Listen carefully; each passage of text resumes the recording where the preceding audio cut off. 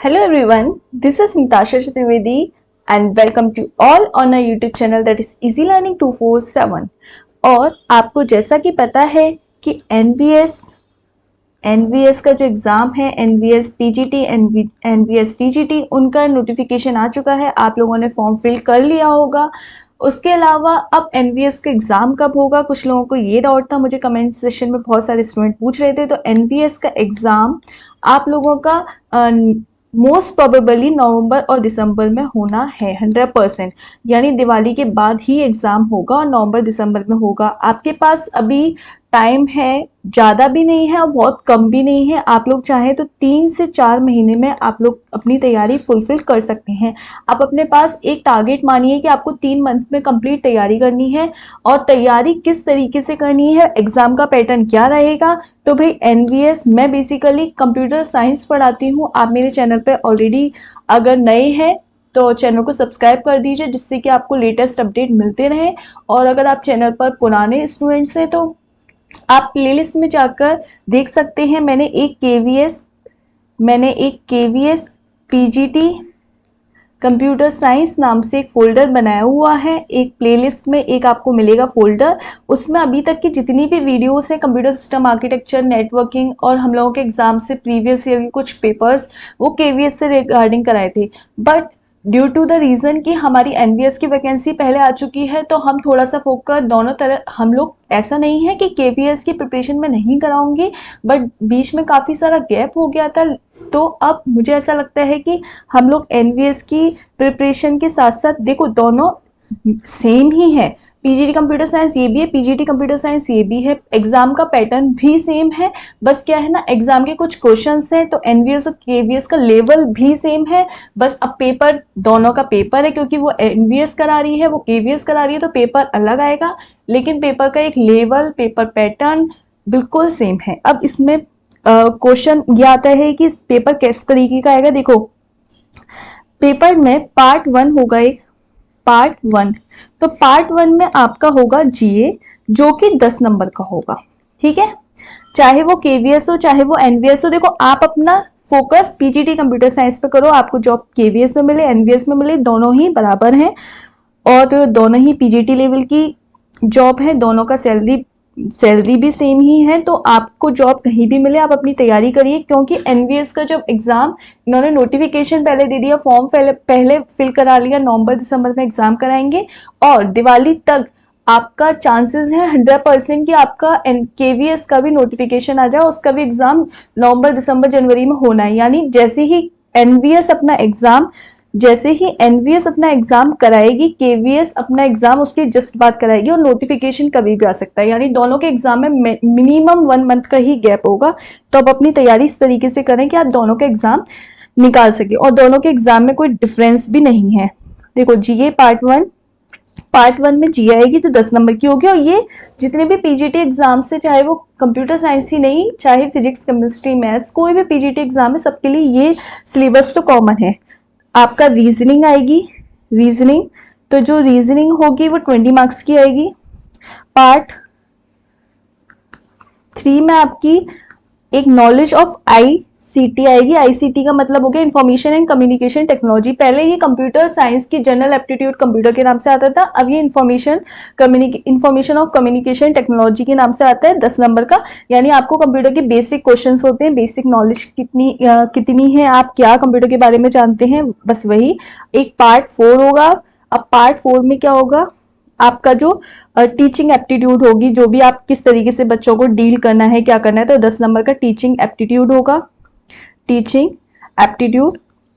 ठीक है, अब आती है बात पार्ट 5 की। तो पार्ट 5 में आपका जो सब्जेक्ट है, जैसे कि आपने अगर पीजीटी कंप्यूटर साइंस नाम से आपने फॉर्म फिल किया होगा पीजीटी कंप्यूटर साइंस का, तो आपको कंप्यूटर साइंस का देना है। आपने फिजिक्स का फॉर्म फिल किया होगा तो फिजिक्स का, आपका जो भी सब्जेक्ट है वो सब्जेक्ट का पेपर होगा और उसका वेटेज होगा 80 मार्क्स। ठीक है, अब पार्ट 6 लास्ट, जिसमें कि आपकी लैंग्वेज आता है, इंग्लिश 10 मार्क्स और हिंदी 10 मार्क्स। ठीक है, हिंदी 10 मार्क्स।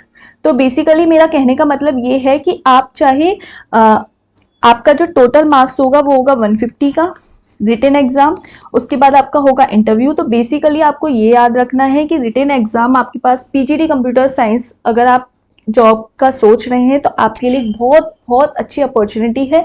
एनवीएस की तैयारी करो। एनवीएस के जस्ट बाद केवीएस के भी फॉर्म आने हैं। एनवीएस का जिन लोगों ने फॉर्म नहीं फिल किया है तो वो टेंशन ना लें, अभी केवीएस के भी फॉर्म फिल करेंगे हम लोग, और एनवीएस और केवीएस दोनों पर ही फोकस रहेगा हमारा। जिन लोगों ने एनवीएस के फॉर्म फिल नहीं करे हैं, डोंट वरी, आप केवीएस का फॉर्म फिल करें।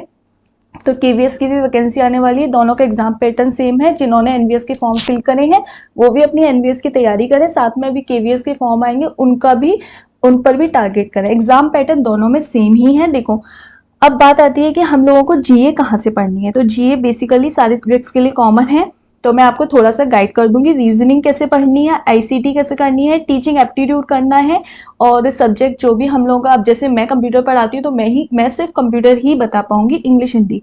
अगर आप लोगों को ये जानना है, देखो टोटल हमारा पेपर है 150 मार्क्स का। अब उसमें से 80 मार्क्स का तो हमारा सब्जेक्ट आएगा। तो सब्जेक्ट जिस भाई आप लोग अगर कंप्यूटर साइंस के स्टूडेंट हैं, कंप्यूटर पढ़ रहे हैं, तो सब्जेक्ट तो आपको पढ़ना ही पड़ेगा। ये नंबर तो आपको 80 लाने ही है। उसके अलावा जो 70 नंबर हैं वो हमें कहाँ से मिलेंगे, रीजनिंग, जीए, आईसीटी, इंग्लिश हिंदी, ये सारे सब, टीचिंग एप्टीट्यूड, इन सारे सब्जेक्ट से। तो ऐसा नहीं है कि हम सिर्फ इधर फोकस करेंगे, इसको हम छोड़ दें। जब आप लोग दोनों को नहीं करेंगे तब तक आपका सिलेक्शन नहीं होगा। आप किसी भी एक चीज को कम वीक नहीं कर सकते हो। अगर आपको अपना 100% इसमें देना है तो आपको 90% अपना इसमें भी देना है। सिलेक्शन आपका तभी होगा।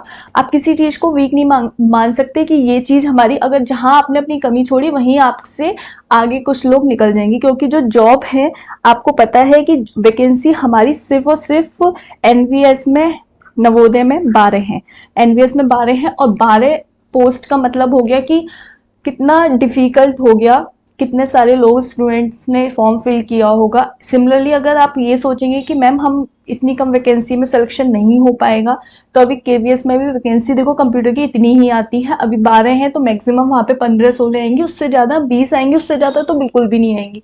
तो आपको सिलेक्शन, देखो सबसे कुछ अलग करना है तो आपको क्या है, अपनी कोई भी कमजोरी नहीं छोड़नी है, स्मार्ट तरीके से पढ़ाई करनी है। ज़्यादा टाइम नहीं है, लेकिन एक डिमोटिवेट भी नहीं होना है कि हमसे नहीं हो सकता है।